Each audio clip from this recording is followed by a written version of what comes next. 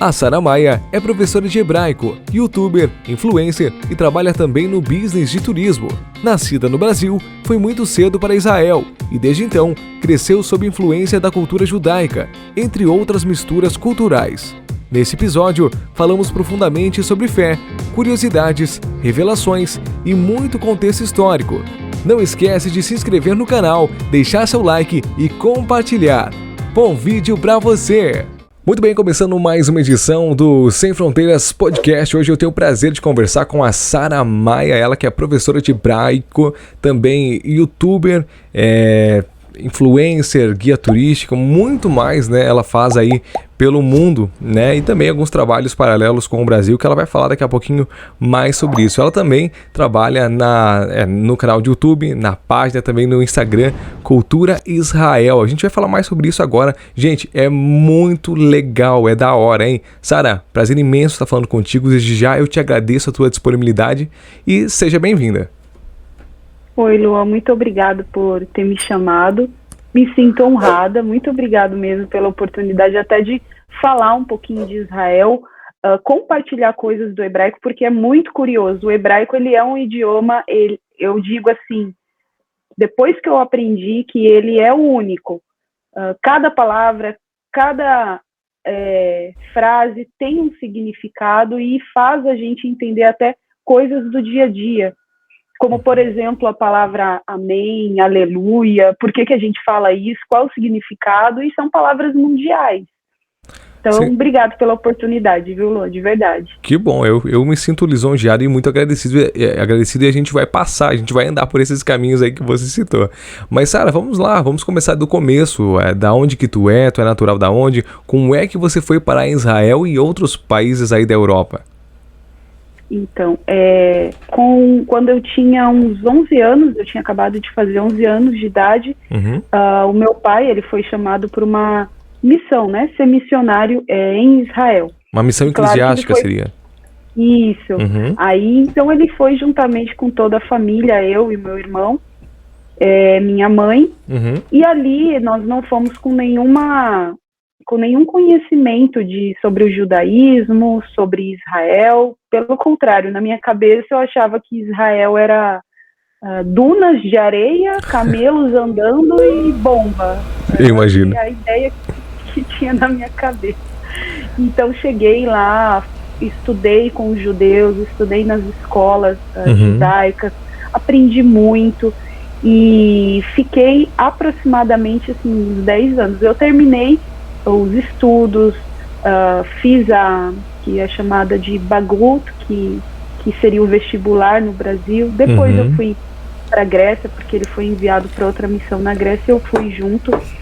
E esse é o começo, mas tem muita coisa curiosa em Israel, muita coisa que eu passei. Então vamos lá, quando você chegou aí, Sara, quais foram as suas primeiras experiências ou primeiras percepções, tanto da diferença cultural e também do senso comum que você me falou no começo, que não só como você pensa, mas muita gente acha que é bomba o dia inteiro caindo em solo israelense, né, e é assim mesmo, não é? Como é que funciona? Como é que foi as tuas primeiras experiências, como é que foram? Então, quando eu cheguei, eu vi que era uma cidade moderna. Israel é um país moderno, um país assim que o nível das pessoas de vida é semelhante ao da Europa mesmo. As pessoas, os prédios, muita tecnologia, inclusive o aplicativo Waze, que todo mundo usa, foi inventado em Israel. Depois ele foi vendido. Olha só, legal. Mas eles têm assim tem muita tecnologia, é um país moderno. É claro que tem aquele contraste com aquela parte histórica, porque a gente está falando de um país milenar, a gente está falando de um país que é da época de Abraão, da época de Jesus. Então tem aquele contraste, você vê muitas coisas históricas e uma experiência assim que eu, com respeito ao povo, que eu passei foi quando eu estava dentro do ônibus. Eu tive muitas experiências onde eu vi que era diferente de qualquer outro país do mundo. Israel é o único. e a disciplina que eles têm, o respeito que eles têm. Eu estava dentro de um ônibus e, de repente, começa a tocar uma sirene. Né? Uma sirene tocou, assim, bem alto, se ouve no país inteiro. Caramba. Aí, conforme a sirene ia tocando, os carros iam parando. A gente estava numa avenida. O ônibus parou, algumas pessoas desciam, outras não. Eu sei que parou tudo. As pessoas que estavam na calçada, elas paravam também e ficavam com a cabeça baixa em 1 minuto de silêncio. Isso aí em respeito aos mortos que faleceram na guerra, todos os que faleceram na guerra, que lutaram por Israel, deram a vida. Esse aí é chamado de Yom HaShoah, que é o dia do Holocausto, também os mortos do Holocausto e os mortos da guerra. A guerra que a gente fala é a Segunda Guerra Mundial. Não, de todas as guerras. Tipo a Guerra dos 6 Dias, enfim, também? Todas. Ok. Todos os soldados que fizeram algo por Israel e acabaram morrendo. Então é 1 minuto de silêncio por eles e também pelo Holocausto, que é o Yom HaShoah. Ok. Então é uma memória. Então isso, e de quanto em quanto tempo acontece isso? É semanal, é diário, é mensal? Essa cerimônia aí que você me diz? É uma vez no ano. Uma vez no ano tem esse toque da sirene. Você pode até ouvi-lo 2 vezes no ano, porque acontece um dia só para o Yom HaShoah, só para o dia do Holocausto, e o outro em memória aos mortos. Então a gente consegue isso, geralmente é lá para o mês de abril. Sim, ok. No calendário judaico é no mês de Iyar, é outro calendário. Mas quando eu vi isso pela primeira vez, eu olhava para os lados, está todo mundo parado, o que vai acontecer? O que está acontecendo? Então, eu não fui conhecendo a cultura, eu fui conhecendo na prática mesmo. Que não deixa de ser bom em alguns aspectos também, né, Sara? Penso eu, né? Ninguém me avisou nada. Eu imagino. E aí, e a partir dessas experiências, estudando por exemplo, você estudava no Brasil com colegas brasileiros, chegando lá, creio que você tenha conhecido colegas de múltiplas etnias ou até mesmo de outras nacionalidades, não sei, né? Como é que foi para você? Você aprendeu o idioma deles? Você foi bem recebida? Falando ainda quando você chegou, nessa ótica, né? Quando você chegou, você foi bem recebida? Como é que você fez para conseguir se comunicar com eles? Você foi para uma escola já judaica, uma escola cristã? Eu sei que também se mescla os 4 principais, digamos assim, né? Dentro de Jerusalém, pelo menos, o islamismo, o cristianismo, o judaísmo e o cristão ortodoxo, se eu não me engano. Tu pode confirmar para mim, que sei que são 4 pontos assim cruciais dentro de Jerusalém, são a mescla de etnias. Como é que foi para você essa adaptação? Então, em Jerusalém sim, tem uma grande mistura de crenças. Só que quando se trata de escola, cada um estuda em uma escola, não se mistura. Então, por exemplo, eu morei em Tel Aviv. Tel Aviv fica a 40 minutos de carro de Jerusalém. E ali em Tel Aviv era uma escola que não era religiosa, mas era uma escola judaica, ou seja, seguia as tradições, mas não daquela forma assim, como as pessoas veem na televisão, todo mundo de preto, os meninos com aqueles cachinhos do lado da orelha, como se fosse uma trança, assim, né? Sim, as trancinhas do lado, não. É uma escola mais moderna, não tão religiosa. Eles me aceitaram muito bem. Eu achei até interessante como eles amam o Brasil, como o israelense ama o Brasil, e a primeira coisa que vem na cabeça deles, assim como a gente pensa em camelo, deserto, bomba, eles já pensam em futebol, em carnaval, em samba, e já vem assim na cabeça deles. Imagina. Aí já pergunta, e o futebol, é como se todo brasileiro soubesse samba, soubesse futebol, então eles já têm a curiosidade, perguntam, por que você está aqui? Por que você não ficou lá? Lá é muito bom. Nossa, caramba! Sim, e falam, por que você veio para cá? Porque aqui...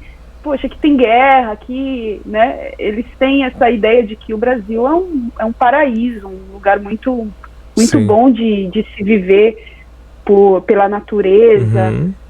Então a gente eu ouvia perguntas diversas, assim, claro, é a ignorância de uma criança também. Sim, com certeza. Que todos pensam assim.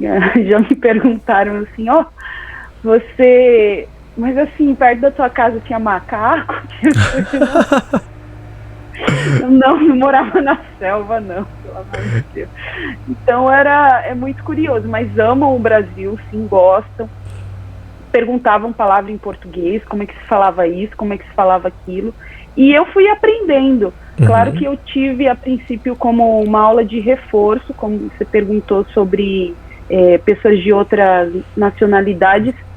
Em Israel existem muitas pessoas de outras nacionalidades. Sim. Até porque existe uma lei em Israel chamada a Lei do Retorno.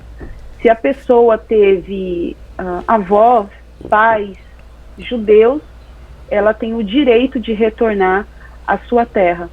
Então ela vai com a documentação direitinho e o governo dá esse apoio para ela. Dá esse apoio tanto em estudo, como em moradia, como em trabalho, praticamente abre as portas para você. Então a gente vê muitos russos, eu acabei aprendendo várias palavras em russo de tantos russos que tinham lá como estrangeiros, russos judeus. Sim. E foi assim. Que bacana. Mas você tem essa ascendência judaica ou não?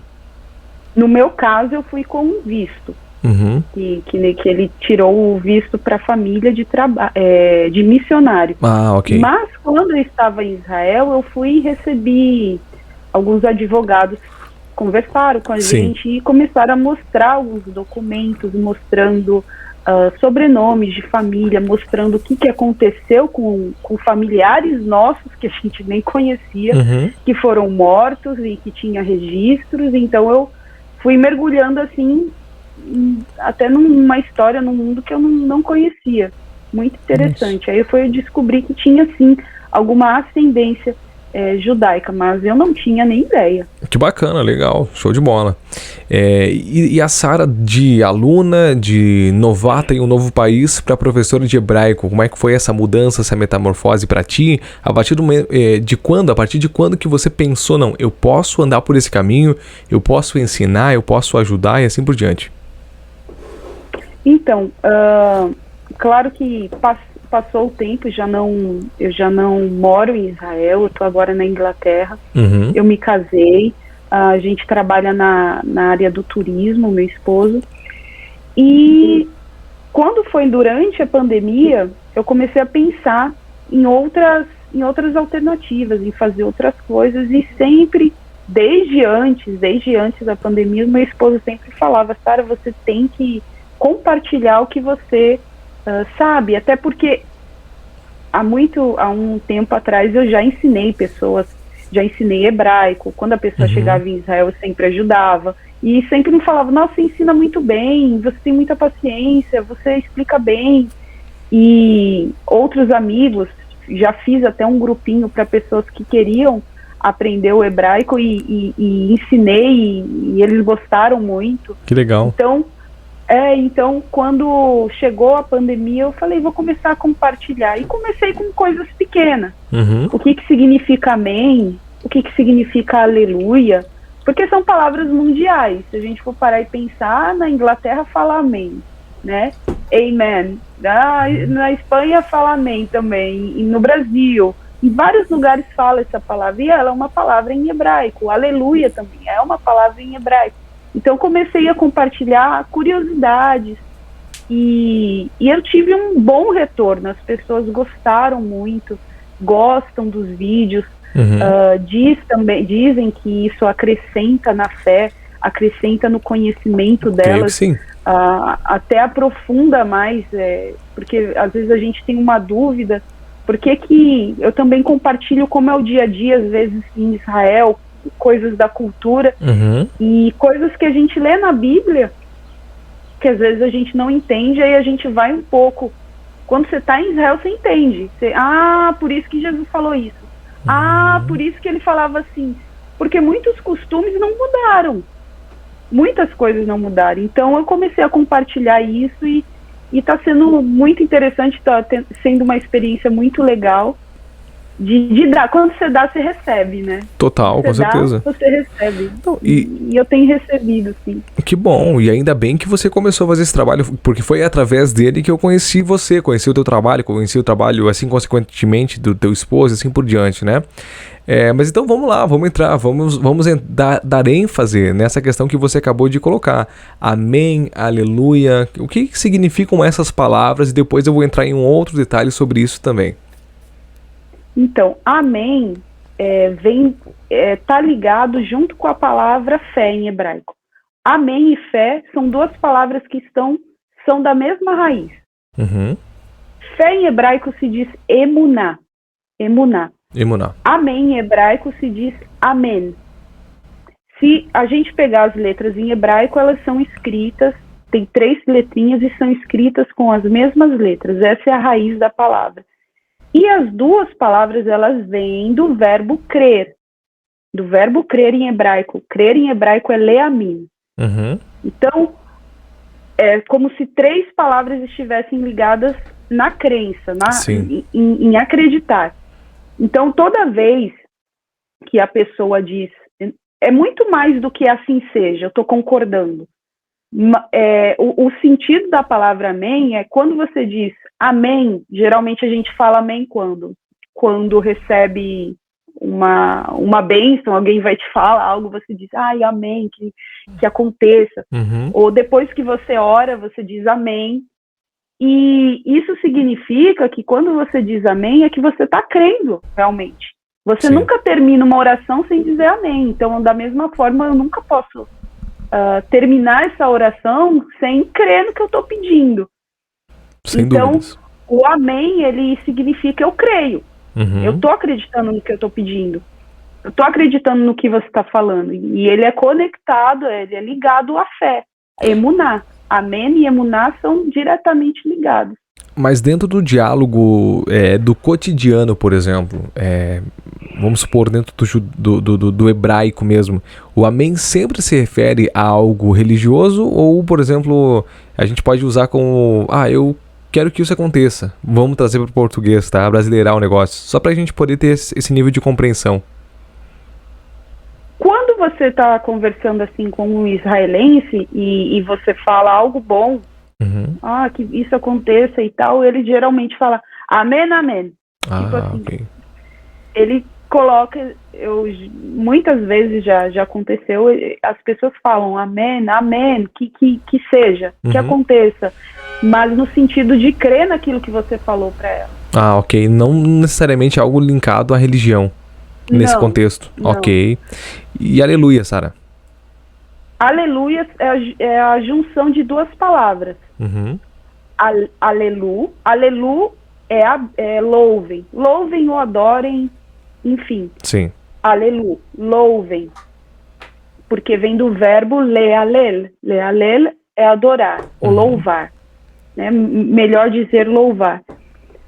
Iá, essa palavrinha Iá, no final de várias palavras a gente vê, Sim. significa, é uma referência a Deus.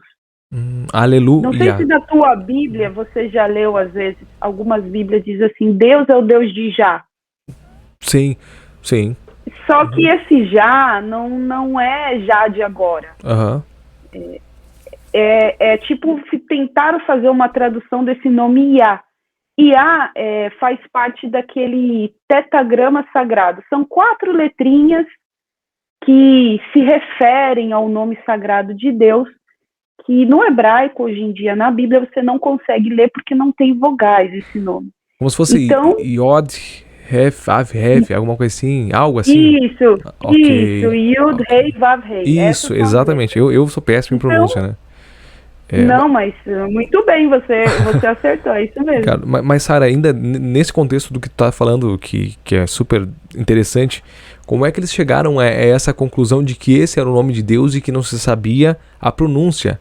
E, depois mais tarde a gente fala Deus por causa do apóstolo Paulo, que na Grécia, quando perguntado quem era o seu Zeus, ele falou que o meu Zeus é Theos, né? Que virou depois em grego Deus.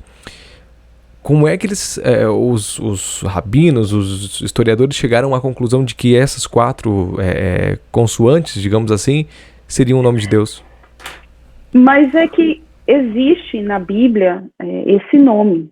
Se a gente pegar em Gênesis, a primeira pessoa que pronuncia, que fala o nome, essas 4 letrinhas que hoje não dá para ler, Sim. é Eva. Eva, ela fala depois que ela deu à luz a Caim. Ela diz que Deus deu para ela um varão. Ok, mas Só aí no que o caso... nome dele, Isso. Pode concluir, pode concluir. Isso. só que o nome Deus que você perguntou, que em hebraico é Elohim, Elohim, tá no primeiro versículo da Bíblia, que é Bará, Elohim, criou Deus os céus e a terra. Ok. Ele tá lá. Então esse nome... E esse assunto, meu amigo, ele dá tanto... umas 3 horas. Por quê? Porque o nome Elohim, o mais interessante é que ele está no plural. Sim. Tá? Essa terminação him, no hebraico, é plural. Se eu falar panim, maim, eu estou falando coisas no plural. E o interessante é que existem palavras no hebraico que só são ditas no plural. Por exemplo, se eu falar água em hebraico, é maim. Águas. Não existe singular para essa palavra. Então, é muito interessante, por exemplo, a palavra panim. Panim significa rosto. Só que ela está no plural, por quê? Porque você tem várias expressões faciais, você não tem uma. Vida está no plural em hebraico. E é como se Deus ele fosse infinito. Então, Elohim está no plural. Ok. Mas a gente tá falando já, a questão que eu te falei, a gente tá falando já, analisando da mescla do hebraico já para o português, né? A questão o hebraico, ele, creio que assim como o grego, ele tem conotações diferentes, justamente como você está falando. Falar água significa águas, digamos assim, né? Porque são várias expressões. Junto com uma palavra, ele vem com vários significados. Então, muitas vezes, a gente não consegue entender alguns contextos bíblicos, porque ele vem do hebraico ou do grego, que seja, e assim por diante. Por isso que quem faz, por exemplo, mestrado em divindade, tem que estudar os originais. Tem que estudar o hebraico, tem que estudar o grego. Na tua concepção, seja o mais sincera possível, é possível você entender todas as nuances, todos os detalhes que Deus quis se expressar através dos originais em português? Minha opinião, eu acho que não, tá? Mas isso sou eu, não sei você. Em português? Isso. Tu conseguiu entender minha pergunta? Entendi sim. Eu acredito que o que é necessário, a palavra de Deus, não é em vão. A Bíblia, ela não foi traduzida para todos até em dialetos, né? A Bíblia, ela não foi traduzida em vão. Sim. E essa mensagem de salvação, ela consegue atingir o ponto principal, que é você ter um acesso direto a Deus através de um Salvador, de um mediador que é Jesus. Sim. Esse principal ela atinge. Mas se a pessoa quiser mergulhar, ela quiser entender coisas mais profundas, ela tem que ir pro original. É a mesma coisa que você vê a praia, a pessoa nunca foi na praia, e ela assiste, eu vi um vídeo da praia. Eu olhei, você tem que ir lá, você tem que mergulhar, você tem que entrar no mar. É diferente a experiência. Sim. É justamente por esse detalhe que eu te falo mesmo. A mensagem principal atinge, mas existem várias incógnitas dentro da Bíblia que uma pessoa comum, digamos assim, da qual eu posso até me incluir, não entende porque não compreende alguns dialetos que vêm de traduções regadas de outras traduções, e Deus muitas vezes ele se coloca como ser humano. Ele diz que Jesus chorou, né, já enquanto homem. Deus depois do 7º dia descansou, né? Então eu percebo que Deus se coloca um pouco mais humanizado para que a gente também compreenda, tenha uma pouco mais da fácil compreensão. Outra coisa, dizer que Deus existe, ok, mas quem criou Deus antes, né? Então, por isso que na filosofia a gente fala que Deus não existe, Deus é, né? Deus sempre esteve, Deus, até porque não é linear, né? Começo, meio e fim. Então é essas questões que eu digo pra ti. Uma vez um historiador me disse assim, cara, é impossível você entender Deus no português. Por isso que eu te fiz essa pergunta, se pra você faz sentido isso. Ou entender as escrituras ao pé da letra. Por quê? Porque o hebraico, você acaba de me dar uma resposta sobre isso, ele tem várias conotações para uma palavra só. Então, a palavra, através de uma palavra, ele traz o cheiro, ele traz a cor, ele traz o que tem dentro do ambiente, e o português não nos traz essa referência. Faz sentido isso ou eu estou dando uma viajada, assim, ir para Londres e voltando?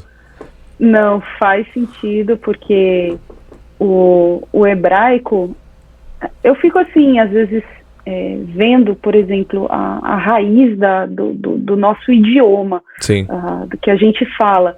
E o nosso idioma tem muitas interferências, às vezes místicas, às vezes mitológicas, interferências do grego, interferências do latim. E o hebraico não.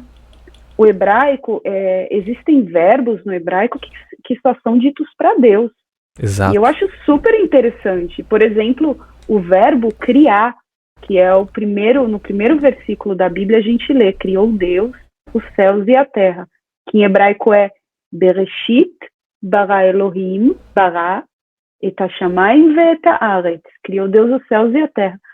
E o verbo criar, até hoje, o hebraico passou por reformas, o verbo criar, no hebraico moderno, no hebraico bíblico, ele é exclusivo de Deus. Você não fala assim, o fulano que criou a luz, o fulano que criou essa tecnologia, ele criou o avião. Sim. Em hebraico, você inventou, você fez. O livrou, ou criou, bará, é só para Deus. Então, isso é uma particularidade do idioma. Sim. Então, por isso que eu acho tão especial esse idioma, porque em outros idiomas não é assim. Não é assim. Exatamente. Tanto no inglês, tanto no espanhol, não é assim. Não existe algo exclusivo, alguns verbos para Deus, igual, por exemplo, aquela palavra que as pessoas usam, que a gente vê na Bíblia, desculpa, eis-me aqui, né? Em hebraico é ineni, eis-me aqui, é uma junção de eu estou aqui. Em hebraico só se usa para Deus. Você só fala isso para Deus, você só fala em canções, você só fala em louvores, você não fala para uma pessoa ineni, você só fala para Deus. E assim, se a gente for ver, tem vários exemplos, e o hebraico realmente é uma coisa que você conhecendo ele um pouquinho mais, você vai entendendo, vai dando até base naquilo que você já acreditava, te fortalece mais, porque a Bíblia diz que mais bem-aventurados são aqueles que não viram, né, e creram, Sim. que aqueles que viram e creram, ou seja, às vezes a pessoa tem uma fé, porque foi algo que Deus revelou dentro dela, mas ela não viu, ela não estudou, ela não se aprofundou no tema, mas ela é bem-aventurada ainda assim, ainda que ela não conheça, ainda que ela não saiba tudo, mas é algo que Deus mostra para ela, que Ele revela através da sua palavra em qualquer idioma. Totalmente. Mas conhecer o hebraico realmente traz assim como uma confirmação. Total. Poxa, agora entendi por que isso, por que aquilo. Tu sabe que eu gosto de comparar, Sara, essa questão justamente do que a gente está falando, comparar um livro com um filme, né? Porque o filme é um compilado do livro, né? E o livro tem muito mais detalhes, riqueza de detalhes que um filme, pela questão de tempo, não nos dá.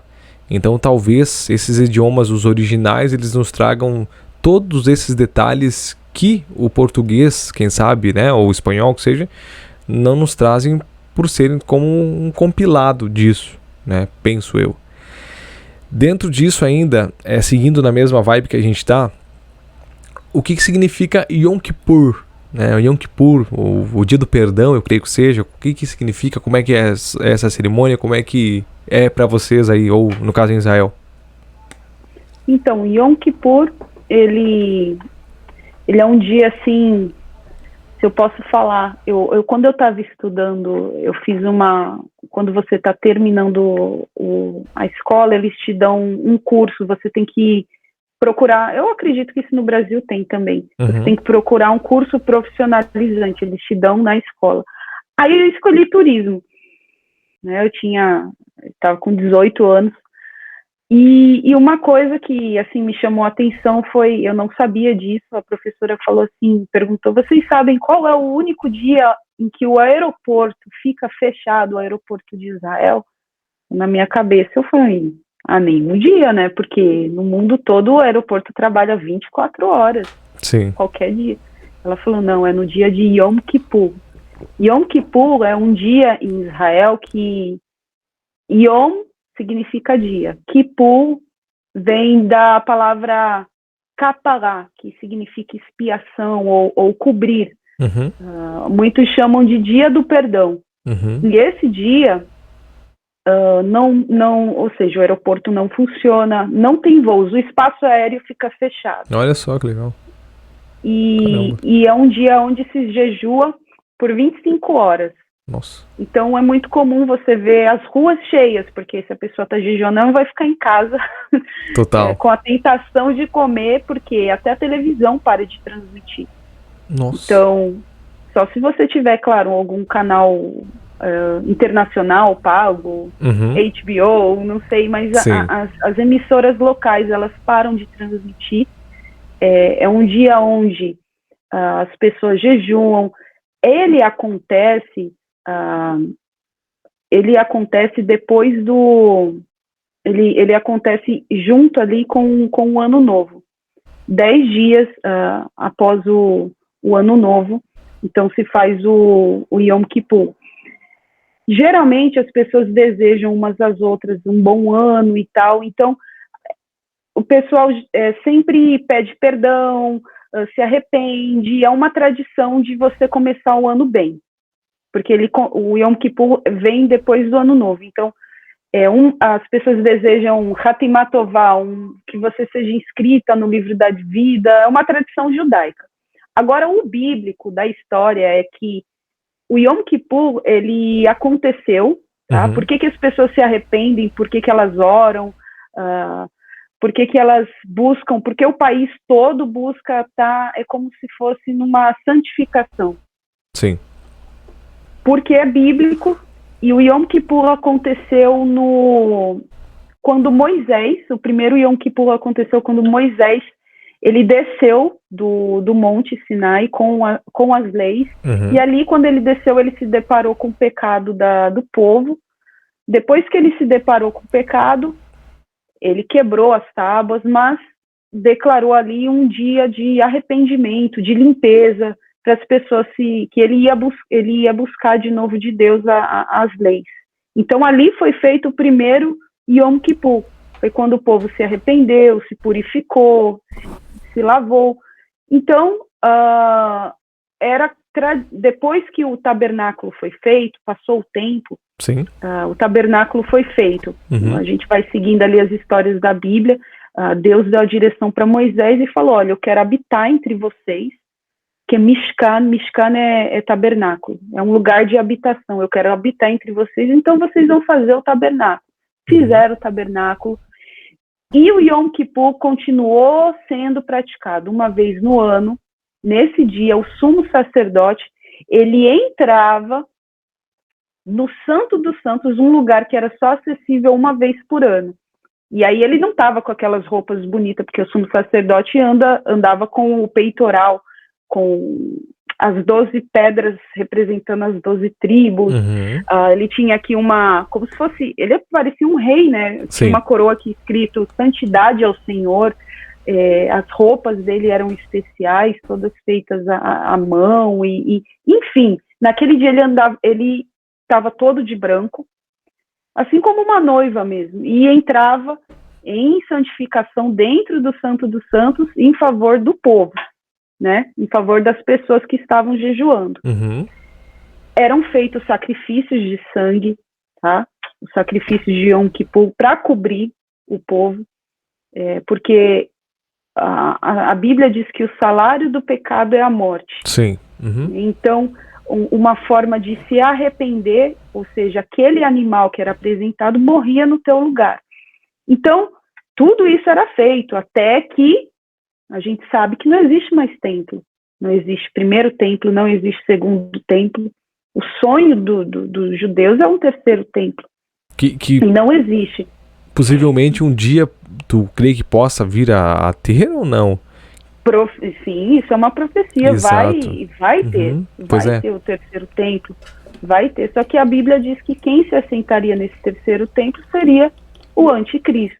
Exato. Isso é eu estou falando para quem, né, para quem acredita, para quem crê, mas para quem acredita na Bíblia, você não pode acreditar só numa parte e desprezar a outra. Exato. Isso aí é algo bíblico. Então, o terceiro templo ele vem, a gente não sabe quando. Mas o que tem no lugar do terceiro templo? Tem ali uma cúpula, uma mesquita muçulmana. Uhum. Né? Aquele lugar ali é o Monte Moriá.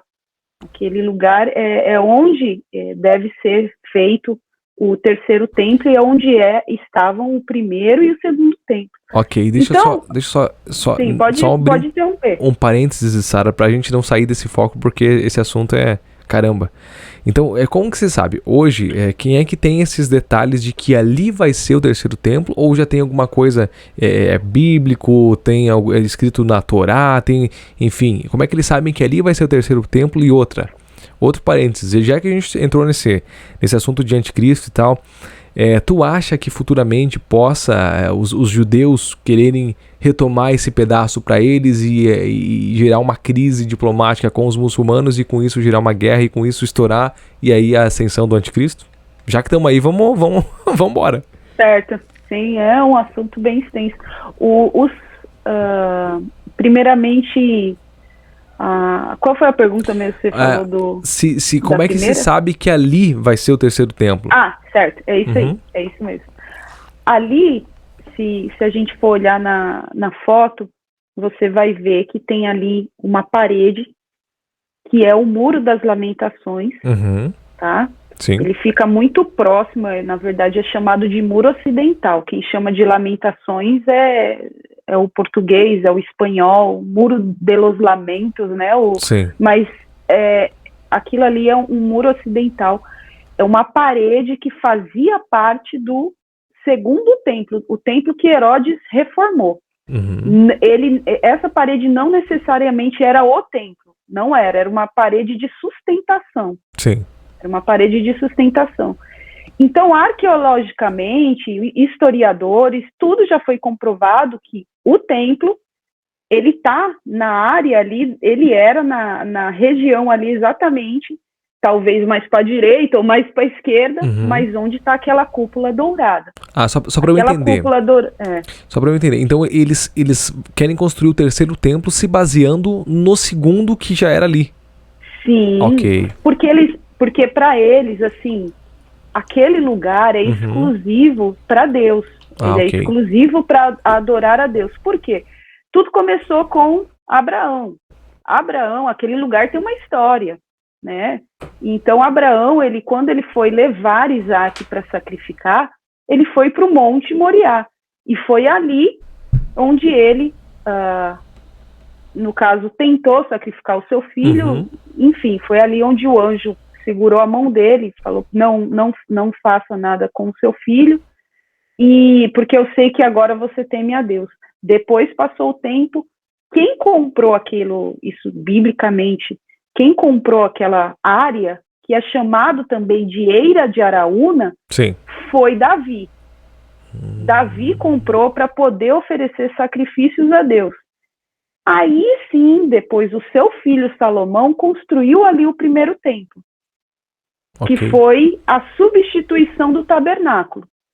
É como se Davi, tudo nasceu no coração de Davi. Ele falou, poxa, Deus, eu moro num palácio, eu moro num lugar tão luxuoso, e as coisas de Deus, né? Deus tem uma morada em tendas, não vamos construir um templo. E aí Deus falou, não, quem vai construir é seu filho. E Salomão construiu o templo. Enfim, todos os serviços que eram feitos no tabernáculo, de sacrifícios de animais, o serviço dos sacerdotes, tudo era feito no templo. Então existe, respondendo a primeira pergunta, sim, existe ali uma comprovação ali histórica, e esse lugar sempre está, aos redores, sempre está tendo escavações. Ok. Sempre eles acham alguma coisa. E existe uma comprovação de que o Santo dos Santos está exatamente ali embaixo daquela cúpula dourada. Só que aí entra a briga. Porque para o muçulmano, aquele lugar foi um lugar sagrado, onde o profeta Maomé, ele teve uma visão, e ele ascendeu aos céus, ali ele teve uma experiência divina com Deus, e aquele lugar é sagrado por conta disso. Eu não posso me aprofundar mais na história, porque eu não conheço muito do Islã. Tranquilo. Mas aí, ali, aquele lugar é muito, muito, muito importante para o Islã. Se eu não me engano, é o terceiro lugar mais importante para o Islã. Então, foi feita ali uma cúpula, uma mesquita comemorativa. Ali só entram muçulmanos. Ali é chamado de o Monte do Templo, tem várias mesquitas ao redor. Para você entender, assim, olha, Luan, esse assunto é tão extenso. Sim. Na Guerra dos 6 Dias, tá? Israel já era nação, já tinha recebido o aval de poder voltar à sua terra, mas aquele lugar ali não pertencia a Israel ainda, porque estava uma briga ainda com alguns territórios não pertenciam a Israel. Então, quando eles venceram a Guerra dos 6 Dias, eles reconquistaram, em hebraico chama Arabait, que é o Monte Templo. Sim. Reconquistaram, ou seja, aquela área, a Jerusalém Velha, eles tomaram, conseguiram recuperar, e também as colinas do Golã, que é aquela parte do Monte Hermon, onde Jesus teve a transfiguração, que fica mais ao norte de Israel, que é aqueles montes de neve. Então, eles conseguiram lugares muito importantes. Só que o mais interessante é que, até hoje, a polícia que controla aquela área ali, sim, é a polícia da Jordânia. Entendi. Por quê? Para não dar conflito. Porque aquele lugar, Israel não pode, entraram num acordo, tá? Fizeram um acordo para que, tá bom, aqui pertence a Israel, ok, mas essa cúpula vai continuar aqui, ou seja, Israel não tem autorização de derrubar um patrimônio histórico, não tem autorização de fazer um terceiro templo, Israel não pode, não tem esse poder de fazer isso. Até porque começaria uma guerra. Aquele lugar ali tão pequenininho, ele é um barril de pólvora. Acontece alguma coisa ali, isso ali pode dar uma guerra em escala mundial. Foi por isso que eu te perguntei, porque conversando, eu troco muita ideia com historiadores, com teólogos, e eles creem que a ascensão do anticristo vai ser exatamente aí, por causa desse fator. Que aí, travando uma guerra, logo se constrói o terceiro templo, logo o anticristo sobe e senta no trono. Por isso que eu te fiz essa pergunta, Sarah, porque como você esteve lá, você conhece bem do que é que eu tô te falando, nossa, é um assunto... Como agora, você deixa eu só concluir uma coisa. Vai olha lá. Só que interessante. Você estava falando do terceiro templo. Sim. Existe... Claro, tem uma instituição que ela se chama Instituto do Templo, que em hebraico é Mahon HaMikdash. Esse Instituto do Templo, ele começou há alguns anos, preparações para o terceiro templo. É uma instituição que ela é independente, o governo não tem nada a ver com isso, tá? É bom deixar claro que o governo de Israel não patrocina em nada. Eles fazem tudo por conta própria, com doações de vários judeus, e eles já têm pronto, tá, a roupa dos sacerdotes, eles já têm até os sacerdotes confirmada a linhagem, a ascendência deles. Caramba! Já tem utensílios feitos de acordo com aqueles que eram da Bíblia. Claro, sumiram, foram roubados, enfim. ou seja, eles têm um candelabro, eles já têm réplica de utensílios sagrados que estavam dentro do templo. É como se eles tivessem tudo preparado, porque eles têm certeza que vão voltar a ter um terceiro templo. E o interessante é que quando você vai nesse Har-Bait, que é o Monte Templo, você entra numa parte ali que ela é controlada pela polícia da Jordânia. Quem tem acesso a dentro da mesquita é só muçulmano. As outras pessoas, elas só podem ficar do lado de fora. Sim. Se eles veem um judeu orando ali, porque você vê que o judeu ele se balança para orar, né? Ele E por que isso? De corpo e alma. É como se o corpo está mostrando. É como se você orasse de corpo e alma. Por isso que ele se balança, ele tem que expressar. Sim. Então, se isso é visto, a polícia vem e manda ele parar na hora. Caramba. Ou ele abrir uma Bíblia ali, ele não pode abrir assim e começar a ler. Ele é proibido de fazer isso porque ele está ofendendo a fé dos muçulmanos tem ali a autoridade, a autonomia de estar ali. Apesar do território ser israelense. É uma grande confusão. É muito paradoxal isso, sabe, Sara? Porque, por exemplo, eu estive recentemente em Ciudad del Este, no Paraguai, e inclusive estou com a camisa do Olímpia, que é um dos principais times de futebol do Paraguai. E lá eles têm uma certa amizade certa amizade no sentido de vínculo, não que não possa ser amigo, né? Não pela questão de religião, mas tem uma certa amizade com os muçulmanos, onde os muçulmanos aprendem coisas com os cristãos e os cristãos costumam ir até a mesquita trocar experiências com os muçulmanos. Isso me chamou muita atenção. E para tu ver como é bem diferente. Obviamente, claro, por uma região de tensão ali, né? Como é diferente. Agora, como é que as pessoas, a massa, a população vê essa questão do terceiro templo? Como é que o povo de Israel vê isso? Então, inclusive, eu vou responder essa pergunta, mas conforme os anos estão passando, se a gente for ver, desde que de 2 anos para cá, Israel tem assinado acordos de paz.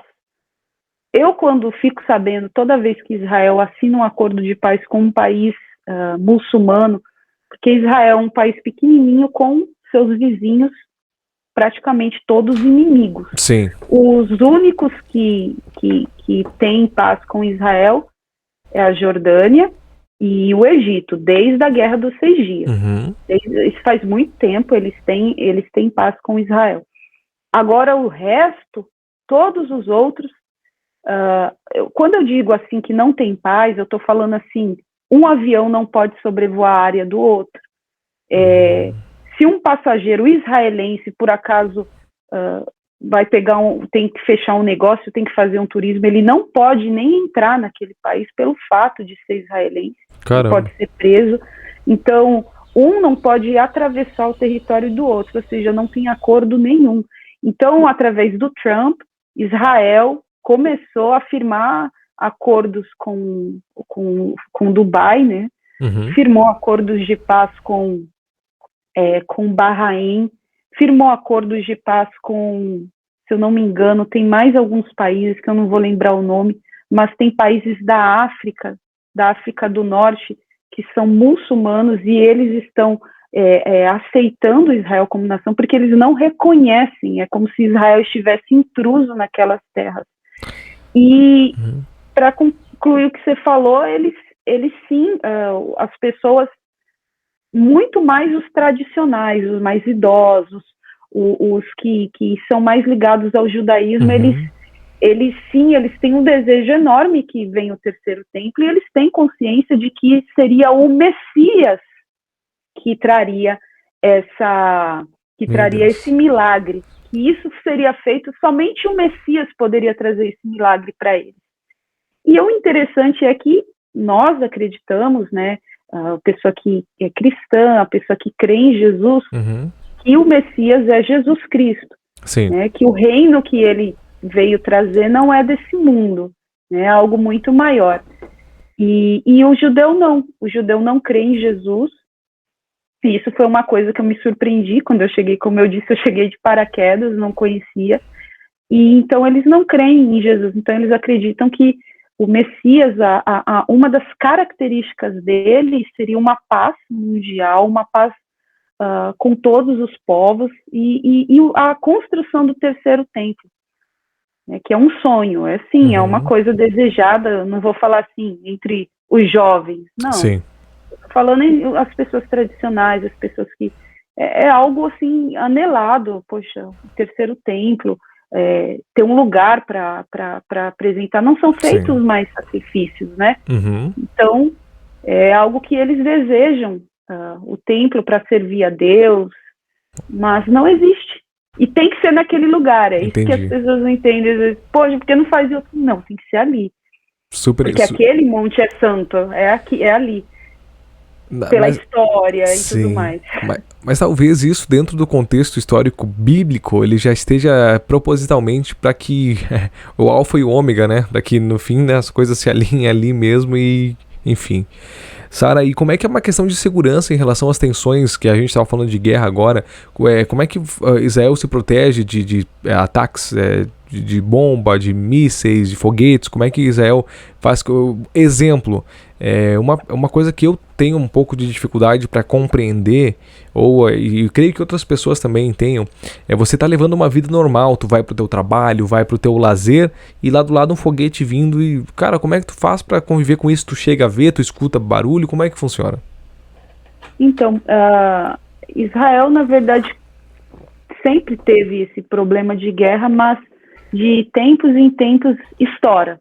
Sim. Por exemplo, quando eu cheguei em Israel, deixa eu ver, depois que teve o ataque daquelas torres gêmeas lá nos Estados Unidos, um ano depois começou assim um inferno em Israel.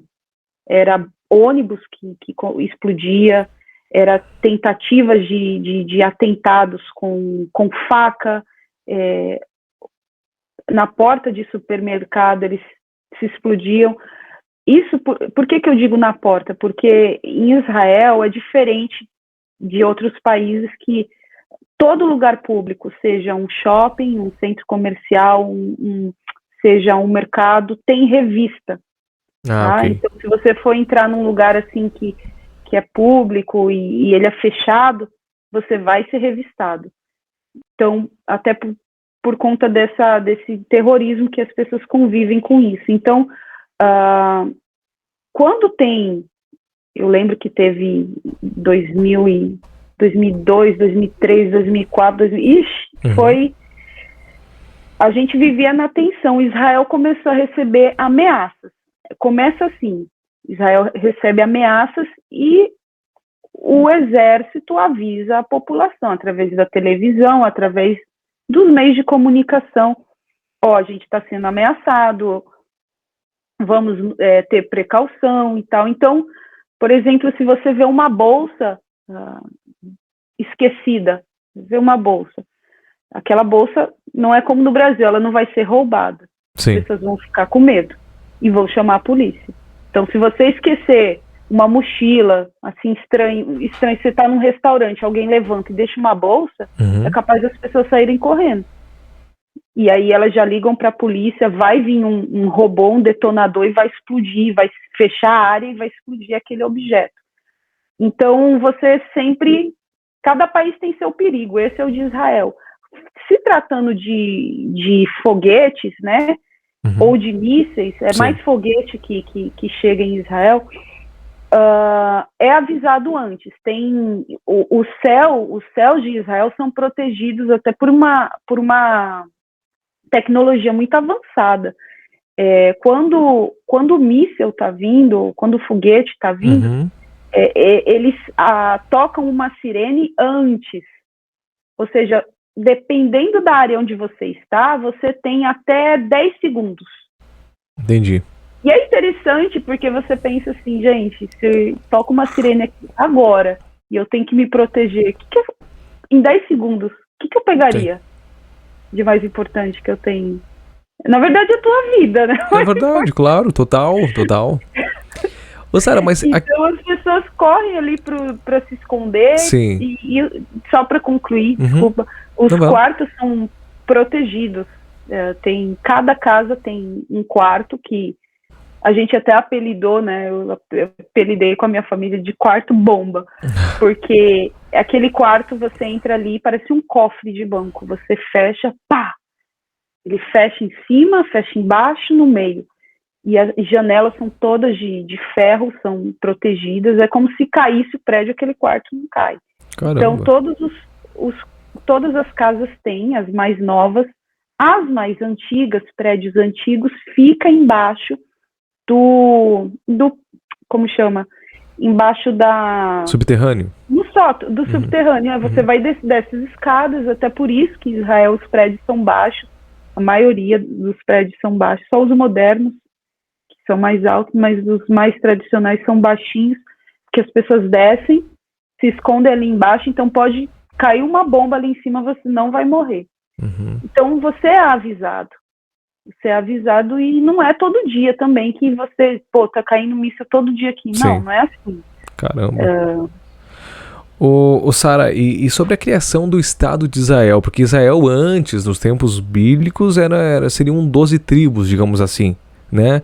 Como é que Israel virou nação? Obviamente, depois da Segunda Guerra Mundial e tal, qual que é a diferença de Israel, das 12 tribos da era bíblica, para Israel nação, Israel país, como a gente vê agora, que inclusive teve bastante contribuição do Oswaldo Aranha, né? Do brasileiro Oswaldo Aranha.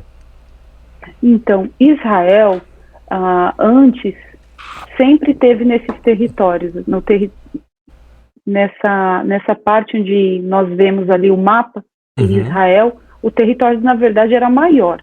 O que Deus deu a Abraão era muito maior do que o pouquinho que Israel tem hoje. Só que o tempo foi passando, a gente vê ali na Bíblia, teve vários exilos. O primeiro exílio que Israel passou foi o da Babilônia. O povo foi para a Babilônia e ficaram lá por muitos anos. Foi a destruição do primeiro templo. Depois veio Zorobabel, ele trouxe os judeus de volta para a terra e falou: vamos construir o templo, não sejam fracos, vamos. E eles reconstruíram o segundo templo. Depois foi reformado por Herodes. Só que o tempo foi passando e Israel foi se afastando de Deus. É como a história sempre foi assim: Israel volta para Deus, se afasta, volta. E então é chamada diáspora. A diáspora é o exílio judaico. Israel tá sem terra. Olha, até 1948, 47, Israel não tinha terra. Sim. Ou seja, os judeus estavam espalhados. Por isso que eu fico impressionada. Eu estou aqui na Inglaterra, outro dia eu fui na Biblioteca Britânica, e lá tem livros em hebraico. Quando eu estive na Espanha, a gente vê na cidade de Toledo, em uma parte específica, a gente vê inscritos em hebraico no chão, nas paredes. Caramba. Ou seja, as pessoas se espalharam. Então chegou um momento, né, que teve esse sionismo, que vamos voltar à terra. Então isso foi despertado dentro das pessoas. Não, vamos voltar à nossa terra. Depois que isso foi despertado, então Israel as pessoas começaram a se juntar para poder reivindicar aquilo que elas tinham perdido. Só que, por enquanto, nesse tempo, a terra já estava ocupada por outros povos. Nessa época, estava a Palestina. Na verdade, eu não posso falar que era a Palestina, porque primeiro era o Império Otomano, depois veio a Inglaterra, que venceu esse império, e ali eles deram o nome das pessoas que habitavam ali, e tinham judeus ali ainda, só que não era chamado de Israel. Eles deram o nome dos habitantes dali de palestinos, tá? Então a Inglaterra era quem dominava nessa época, antes de Israel se tornar nação, quem dominava aquele território era a Inglaterra. Mas para você ver que antes não era Palestina. Sim, mas bem antes, Sara, bem nos tempos bíblicos, não se chamava Filistia também, aquela região ali? Então, tem um mistério sobre esse nome de Palestina e se era filisteus e se são os mesmos povos. Na verdade, não tem uma comprovação assim de dizer, os palestinos são os filisteus mencionados na Bíblia. Não existe uma comprovação, mas tem uma coincidência, tem algo muito parecido no nome, né? Pelo menos. Sim. Verdade. É verdade. Muito interessante. Agora, quem começou a chamar as pessoas de palestinos ali foram os britânicos. Quem dominava aquela área era a Inglaterra. Então, Israel, claro, foi para a ONU essa votação, né? E aí você mencionou Oswaldo Aranha. E foi feita a votação, vários votos contra e outros a favor de Israel se tornar nação. E Israel ganhou com o último voto do Oswaldo Aranha lá na ONU. Então, receberam aí esse aval de voltar, só que não foram bem recebidos, não. Não foram bem recebidos, porque eles começaram a construir, só que os vizinhos entraram em guerra, né? Israel teve algumas guerras, até que veio essa guerra aí dos 6 dias, que Israel venceu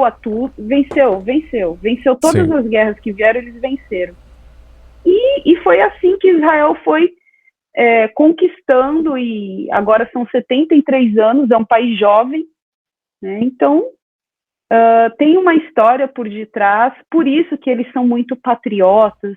Se você, com certeza, um dia você vai em Israel e você vai conhecer as ruas, você vai ver como é limpo, como é bem cuidado, como as pessoas cuidam do patrimônio. Os jovens são incentivados e obrigados a entrar no exército. Até as mulheres, né? Até as mulheres, homens e mulheres têm a obrigação de ir para o exército. Então, você vê assim, um cuidado com o país, porque foi difícil de conquistar. Então, por isso que tem esse cuidado. Perfeito, sensacional. Caramba, Sara, se a gente tivesse tempo, a gente ia virar à tarde falando, porque o assunto é muito abrangente, tem muita coisa, tem muitos detalhes, né? Mas agora eu vou deixar Israel, embora eu ame a história, né? É um pouquinho de lado pra gente falar um pouquinho mais sobre a Sara. Eu vou fazer umas perguntas pontuais para ti, que eu faço para todos os meus entrevistados e entrevistadas, obviamente, e contigo não seria diferente. A primeira seria 2 pontos de ti.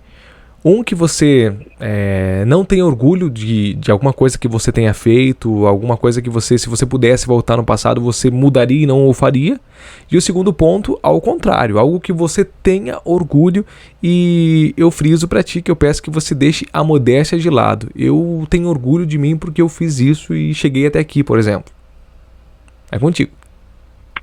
Uma coisa que eu me arrependo primeiro. A gente se arrepende de tanta coisa, né? A gente faz totalmente. Mas, assim, dentro desse assunto, eu acho que eu me arrependo de não ter aprendido, assim, eu não sei se eu tô dentro aí do tema que você falou. Sim, total. De não ter aprendido mais o árabe, porque eu consigo, assim, me comunicar algumas palavras, mas eu não consigo ler o idioma, e eu tive muita oportunidade, até na escola, era um idioma que era ensinado na escola. O hebraico, os idiomas do país é o hebraico, o árabe e o inglês, são oficiais. E eu não aprendi, é algo que eu tenho me arrependo de ter perdido a oportunidade. Tive muito contato com muitos árabes, cristãos, e eu não aprendi.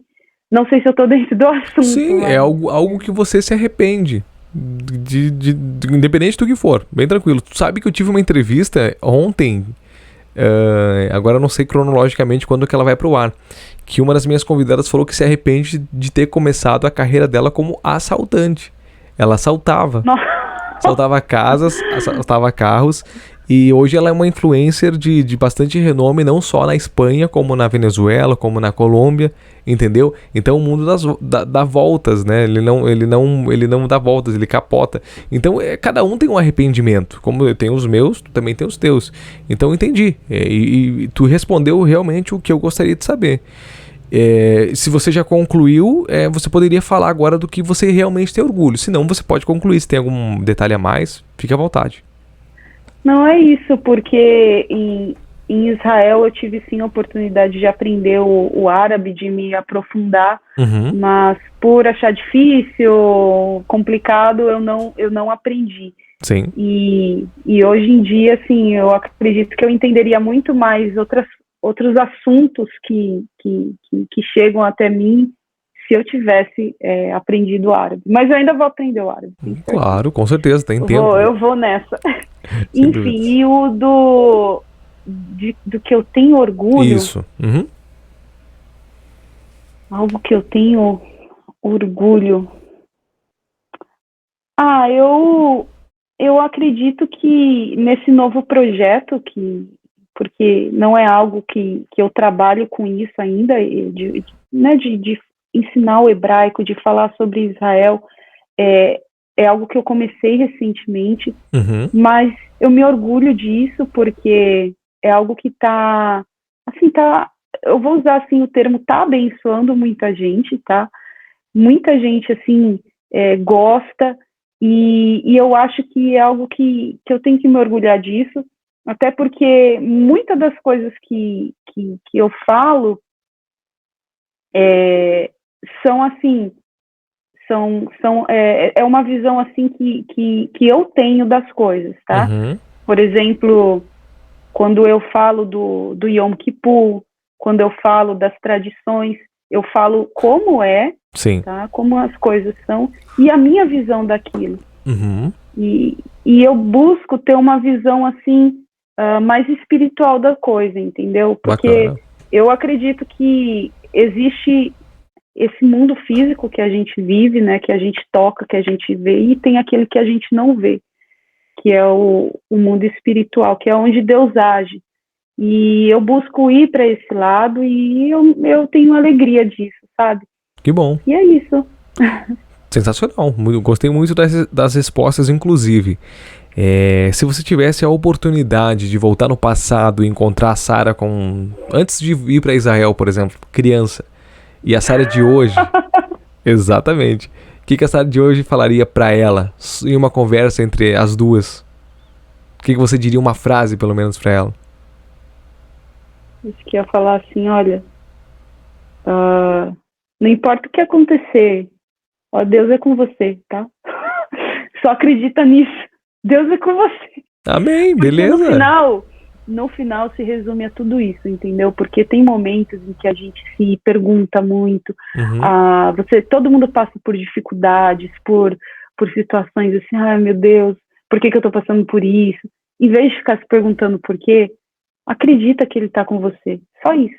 Total. E aí você vai economizar muito tempo. Você vai remir o tempo, né? E em vez de perder tempo se lamentando, ou perguntando por quê, ou com indagações, creia que ele é contigo e que no final vai dar tudo certo. Com certeza. Amém, amém. Deus pra mim é... Ele é a base, é o centro de tudo. Ok. E tu crê em vida após a morte? Acredito sim, acredito na salvação da alma. O que tu acha que tem depois? Bom, eu me baseio no que a Bíblia diz. Ok. É o que eu creio. Saber o que tem, eu não sei porque eu não fui. Na tua concepção. Ainda bem que não foi ainda, né?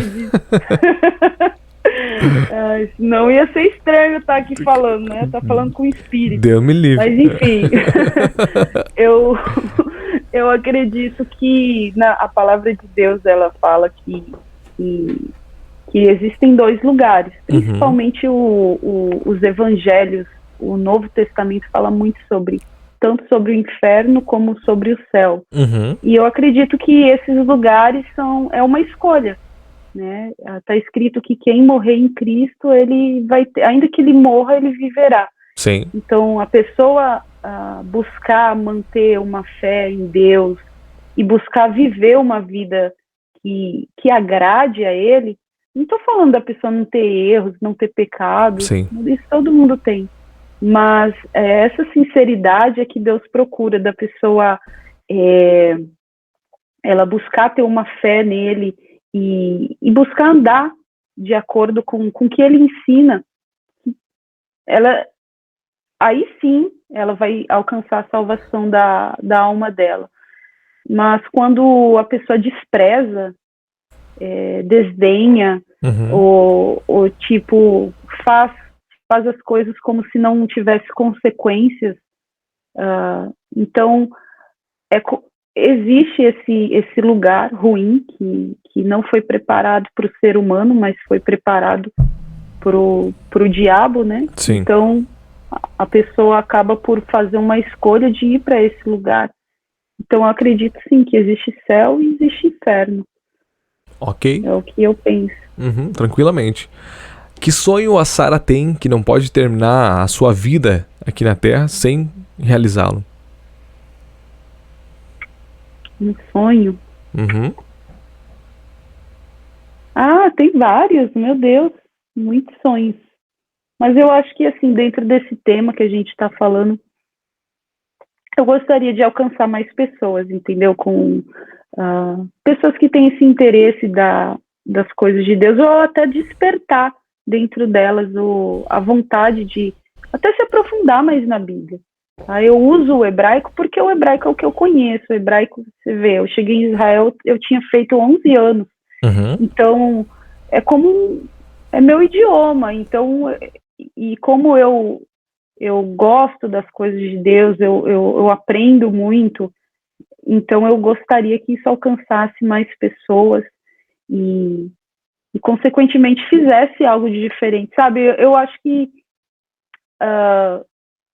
se for pra gente estar aqui, né, fazer algo que vale a pena, né, que toque as pessoas, que abençoe elas.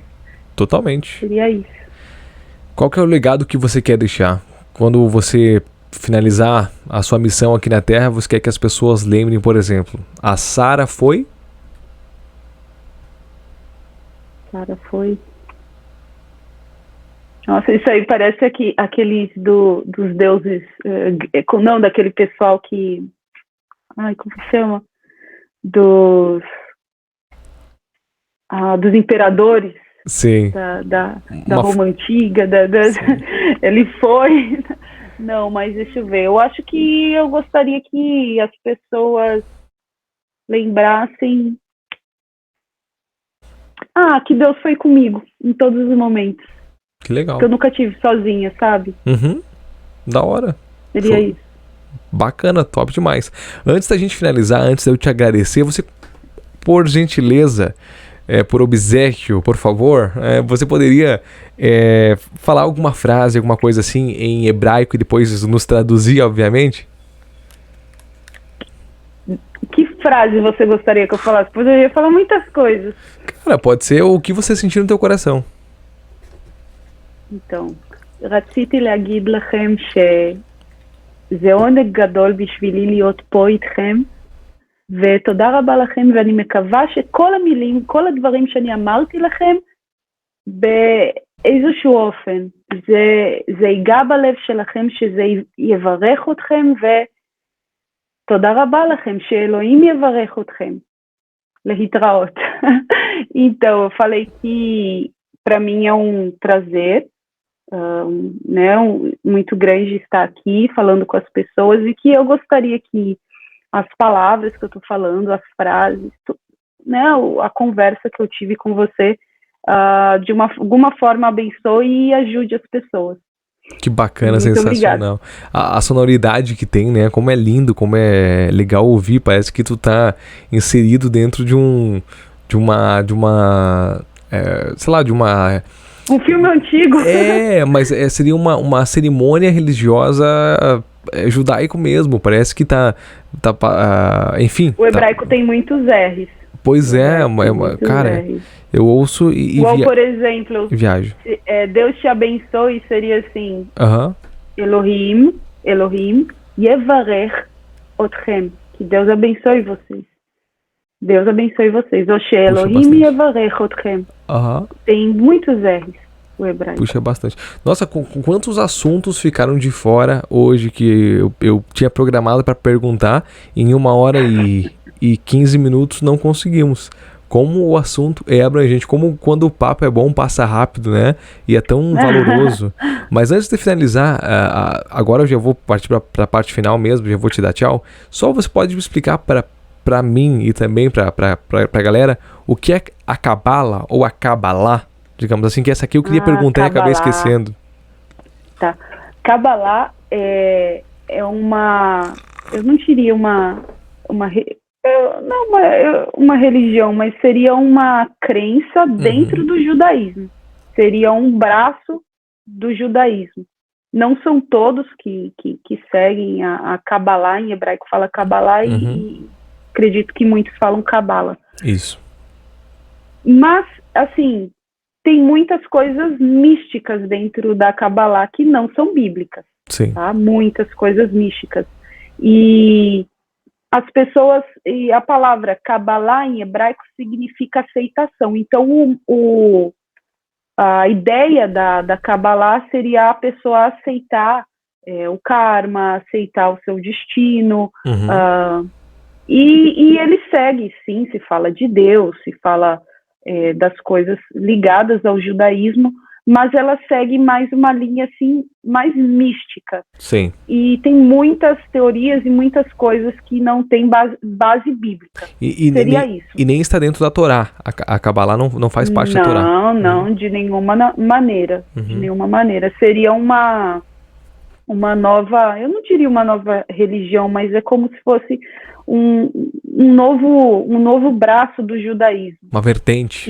Okay. É uma vertente do judaísmo que foca mais na aceitação, e tem várias teorias mais místicas, mas muita numerologia, significado do número, disso, daquilo. Por isso que até nos meus vídeos eu sempre busco ir mais pro original, porque se a gente ficar indo para muitos... não, porque no judaísmo é assim, ou porque a gente tem que ir mais para o antigo, para a Bíblia. Ok. Né? E aí a gente consegue ter uma base melhor das coisas. Perfeito. Sara, nossa, me faltam palavras para te agradecer. Se eu soubesse falar em hebraico, eu ia te agradecer em hebraico também, porque... Em hebraico é Todá. Todá. Eu já vou trazer para o espanhol. Todá. Sara, de coração mesmo, muito obrigado pela tua disponibilidade, por você ter tirado um tempo na sua agenda aí para compartilhar conhecimento com a gente, compartilhar experiências. O meu propósito principal é esse dentro desse podcast. Eu só quero de coração te agradecer, desejar todo o sucesso do mundo.